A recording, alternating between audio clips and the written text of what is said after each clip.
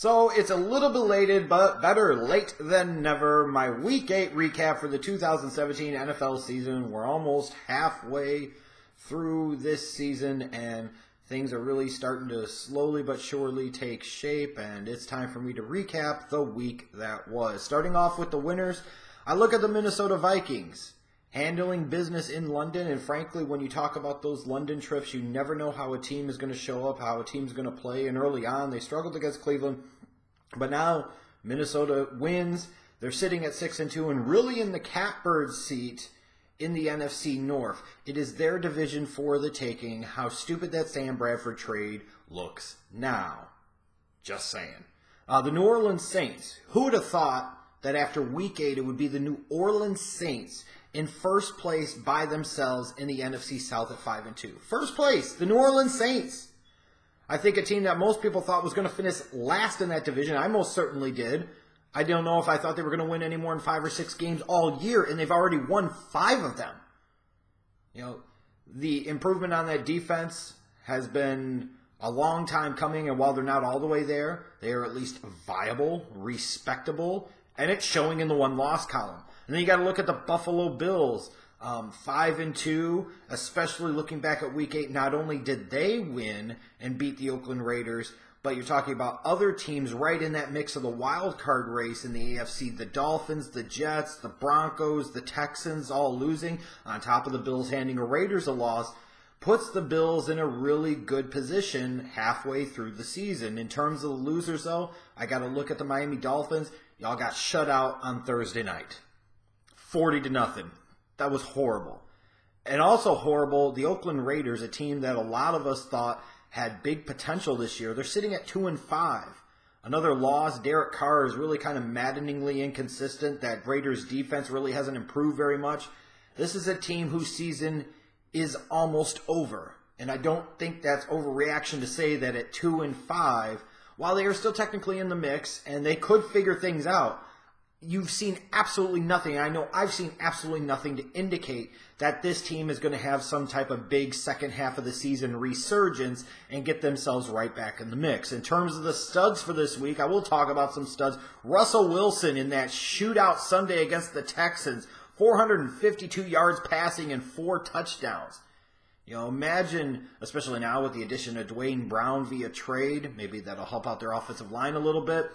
You look at Russell Wilson and that performance, and you say, you wish you could see something like that out of him more often. And if they can get that type of high-level, elite-level play out of him more often, then the Seahawks are still a threat to go all the way.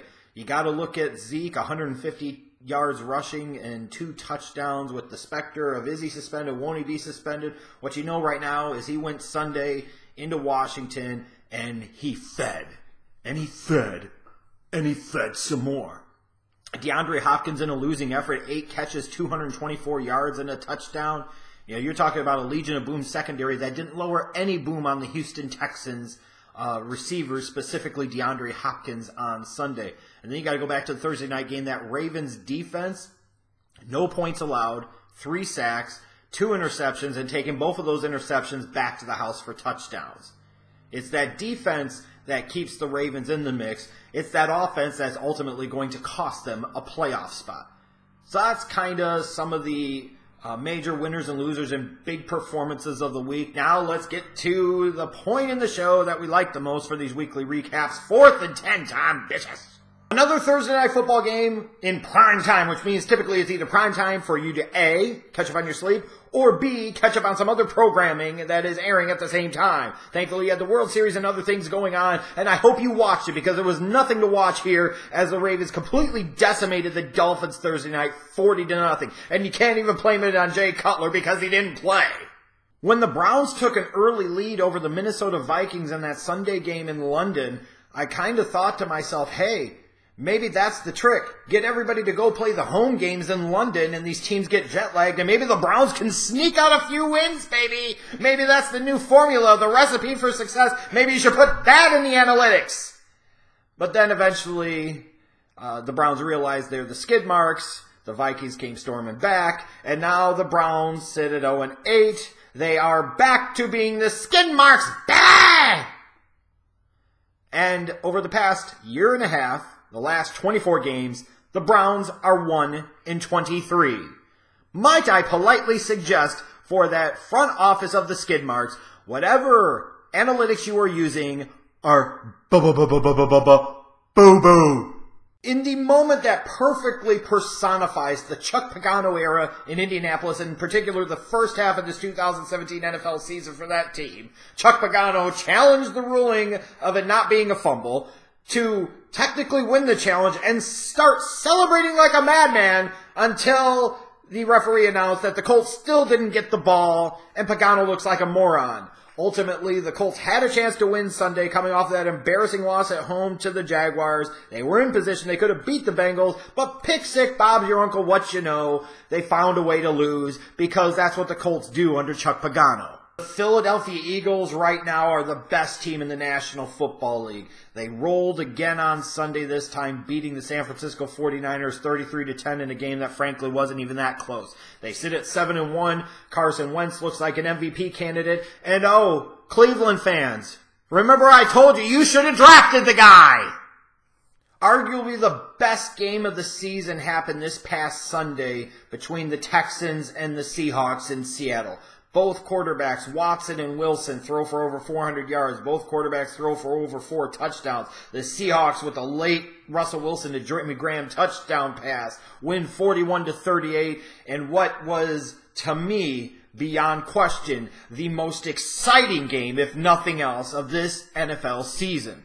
With the uncertainty hanging over Ezekiel Elliott and how much longer he's going to play, is he about to be suspended? He went out again on Sunday and he fed some more, as I mentioned earlier, against the Redskins, 150 yards and 2 touchdowns.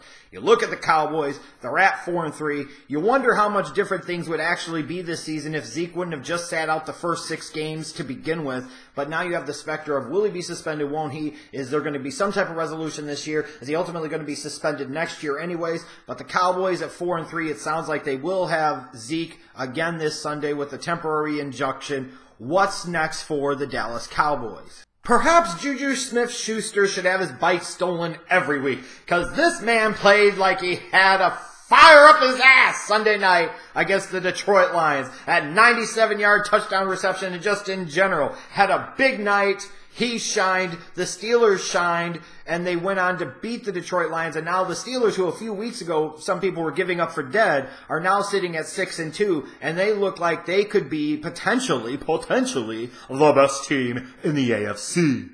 As I talked about in some other videos early this week, it felt like to me that some of these NFL teams didn't grasp the basic concept of what the trade deadline should be about, especially if you are in contention, especially if you are in the playoff mix.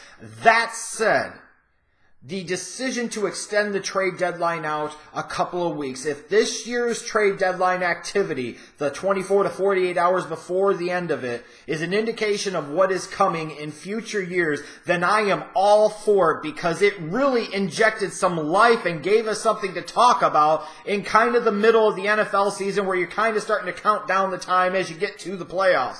This, if anything else, was a good and positive distraction for the NFL when they really needed one. With all the controversies about anthem protest and what the president had said and so on and so forth, the NFL needs all the positive vibes and positive things that they can frankly get. And you look at the way Deshaun Watson was playing this year for the Houston Texans, and even though the team is sitting at 3-4, you look at it and you see Deshaun Watson, and he's playing like a future star. He's finally that guy for the Houston Texans that they've been searching for since the organization came into existence in 2002. They finally got their superstar quarterback. They finally got their franchise guy in a major market like Houston. So, of course, yesterday, Deshaun Watson in practice suffers a non-contact injury and tears his ACL and is out for the year. In a league where this year you've had injuries to notable megastars like Aaron Rodgers and Odell Beckham Jr. and J.J. Watt, injuries that are taking these guys out for the season, now you throw possibly the most exciting rookie into the mix, and now he's out for the year.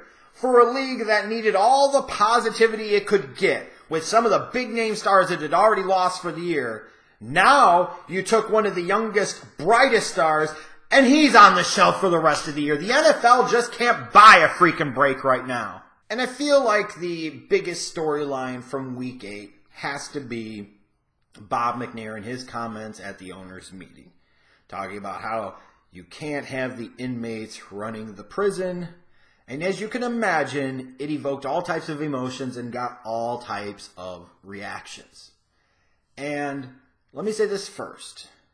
What Bob McNair said, usually we would say inmates running the asylum. What he said is something that is used all the time in the sports world. It is used all the time in the business world. I have heard it throughout my career, in my working life, both with my current employer and previous employers, going back to when I was 18 years of age. I've had white bosses say it. I've had black and Hispanic bosses say it. Asian bosses say it. I've had male and female bosses say it, or things relating to that. So, in and of itself, it's not fundamentally racist. Coming from Bob McNair, an avid Trump supporter, speaking about it in reference to his team that is predominantly black and replacing asylum with prison, I can see where it comes across that way. And if that's what people want to focus on, and that's what they think it was about, fine. Because Bob McNair, by some of the things he said and some of the people he chooses to support, has put himself in that position where he can be associated with that. But let's not pretend that inmates running the asylum isn't something that is said all over the place. Now, with that said, he's worried about his bottom line. He's worried about the damage being caused to the Houston Texans' ability to make money and the NFL's ability to generate revenue. And honestly, from a businessman's standpoint, he's absolutely right. Now, I could get to the point of, you greedy fuck, you're worth billions, how much more money do you need? Who gives a shit anyways? Maybe support your employees, maybe support your players, and maybe get behind some important social causes other than fucking tax cuts for yourself. But with that said, from a businessman's standpoint, you must understand where he's coming from, and he's not wrong. The anthem protest and the politicization of the NFL this year with the comments Donald Trump has made and so on and so forth, regardless of the political spectrum you come from, the bottom line is viewership is down, ratings are down, attendance is not as solid as it's been in previous years. It's not the best year from a business standpoint for the NFL. To me, that can't be denied because that is true. Whatever you want to believe that's been causing it, ultimately can't deny that the anthem protest and the discussion and debate around it and the things that Trump has said and so on and so forth haven't been helpful. So I can understand the owners wanting to get and take control of the situation because ultimately it's going to affect how much money they make. People might not like that. People might sit there and say, well, now you're just taking the white guy's side. No, not really.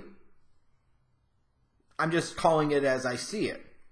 And from a working man standpoint like myself, I wish I had the ability, with the platform that these players do, to be able to exercise my free speech rights in the way that they do, in the platform and avenue that they do, for in large part not having to deal with a lot of consequences or repercussions to it. Yeah, they'll get death threats sometimes and different things said, but ultimately enough of these guys have protested that the owners can't black all of them out. They can't sit there and lock them all out and collude to keep them all out, because then you won't have a damn league. So you've now gotten to that point where there's enough power in the strength of the voices and the number of voices to where they ultimately are heard. But ultimately also understand that when we talk about the free speech rights, and I am as ardent and fundamental a believer in free speech rights as anybody, I think Black Matters and Antifa people have every right to protest peacefully, just like the Nazis and skinheads have the right to protest peacefully. Free speech is about protecting both popular and specifically unpopular speech. It's the way it is. But also knowing when you're talking about in the business world and non-private property and different things like that, those rules don't always apply the same. I wish I had the ability to say some of the things that I truly believe in the workplace, but knowing that if I do, like imagine if I was at a corporate event and they played the national anthem and I took a knee. You know what's going to happen to me? My career is over. I am fucked no matter what, and I may very well lose my job ultimately, even if not directly because of that. They will find a reason to get rid of me. So I wish I had the ability of some of these players to be able to make some of those stands, and face it, you could sit there and talk about, well, show some courage, this and that. It's a lot easier to show courage when you got millions of dollars coming your way each year, when you got millions of dollars in the bank, when you're an average Joe Blow like me and you don't have that. You have to make certain conscientious decisions and choices, and you have to pick and choose your battles, or as some people tell me, the hill that you die on. So for these players that get so upset about it, what the fuck did you think Bob McNair believed in? What the hell did you think he was about? You knew who he supported. You know some of the things he said. Why the hell is this news to you? But furthermore, on top of how much of an idiot Bob McNair may be, and how much of a racist you may believe him to be, and how much you might not like his supporting of Donald Trump, the simple fact is, it is his team. He owns that team. It is his business within the greater business of the NFL. Fundamentally, you are in that workplace. You either get along or you move the hell along, because that's the way the fucking real world works. And as sympathetic as I am to the causes that some of these players are trying to bring to light, and as much as I am sympathetic to the issue of injustice in our society, and it is there, some of the privilege that exists, that is there, I also am understanding of the fact that in the real world, the shit doesn't work this way like it has been for the NFL players. They're lucky and they're fortunate, and honestly, I worked for plenty of people over the years that I haven't fucking liked, I didn't agree with, that every time they opened their mouth, I dreaded it because I didn't know what diarrhea was about to spew out of their blowhole. But ultimately, you know what you do. You nut up as an adult and as a professional, and you do your fucking job. And ultimately, for these players, I don't care if some of you are mad at me for this or not. The fact is, they're living in kind of this utopian type of world, that they get all of this and they get all of that, and so on and so forth. Ultimately, you're in the NFL. You get to do something that not many people do. Use your platform by all means to bring to light and exposure these important causes and these inequities in our system. But don't expect me to show you sympathy when these owners are saying these type of things. Don't expect me to feel sympathy when you're complaining about this business trying to suppress your free speech. Because ultimately, they're not there to entertain your free speech. They are there to make money. And frankly, that's what you are there to do too, is to make money. And I wish at some point in time, we could just get back to football being about goddamn football, because I don't want to sit there and watch every Sunday and feel like I'm getting even more political talk that I get the other 6 days of the damn week that I in part come to the NFL to get the hell away from. But because of idiots like Donald Trump and all of his idiot supporters and some of these other idiots on the other side that get butthurt about every single fucking thing, I can't escape it. I can't get away from it. It's ridiculous. Bob McNair is a turd. Fuck him. But all these whiny, bitchy people on social media and the interwebs complaining about Bob McNair and so on and so forth. The fact is, he is still paying these players a shit ton of money. Shut the fuck up and get over it. If y'all really don't like what is going on in the world, then get in your communities and do something about it. If you're a Houston Texans player and you really feel that strongly about Bob McNair, then don't play any more games. Put your money where your mouth is. And ultimately, if you don't, then shut the hell up and play. And if you want to invoke the type of change that is necessary in our society and get involved in your community, volunteer. Stop voting for these type of idiots like the sunburnt pumpkin orange shithead in chief. Stop every time somebody says something going on some massive Twitter tirade about because it accomplishes nothing. And at this point in time, I feel little sympathy for these players that are making millions because an owner said something idiotic like that about them. Fuck that shit. Grow the hell up. And honestly, get over it. And if you don't like it, then don't play for him. Otherwise, if you don't, then you're just a hypocrite.